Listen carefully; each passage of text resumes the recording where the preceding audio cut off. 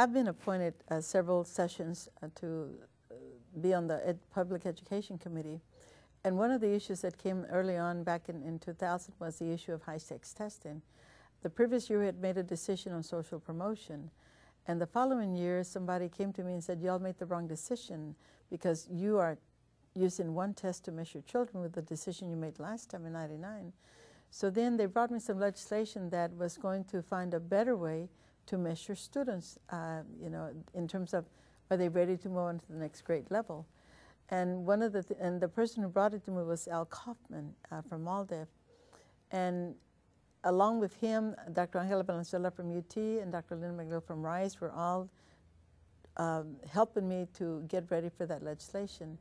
And one of the things that has really made me decide to run again is to continue working on that legislation and to continue changing the way, or to change the way that students are being measured. Right now, when a student goes to, for example, the 3rd grade, at the end of the year, he takes a test. He or she takes a test, and if they don't pass it, they flunk. They can take it 3 times, but if they don't pass it, they get retained. And one of the things that we've learned about retention is that there's evidence that shows that if you retain a student for the first time, that there's a 40% chance of them dropping out. If you retain them twice, there's a 60% chance of them dropping out. And there's lots of evidence right now of the high number of students that are dropping out. And one of the things about high-stakes testing is what's negative is using one test.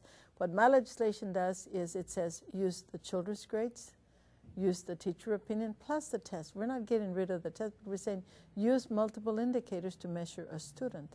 There's a lot of stories out there as to why, and not just stories, but evidence that when you use one test to measure children, what you're going to do is narrow the curriculum because you're always practicing to this test. Teachers are under so much pressure to make sure that the students pass that test. What's happening with this is that students, I mean, the joy, you're taking the joy out of learning and out of teaching.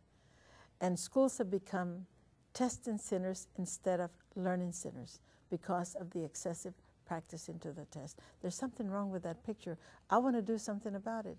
And that's why I'm running again, because we need to make sure that we find the best way to measure children and the best way that we can make a decision as to how they're doing.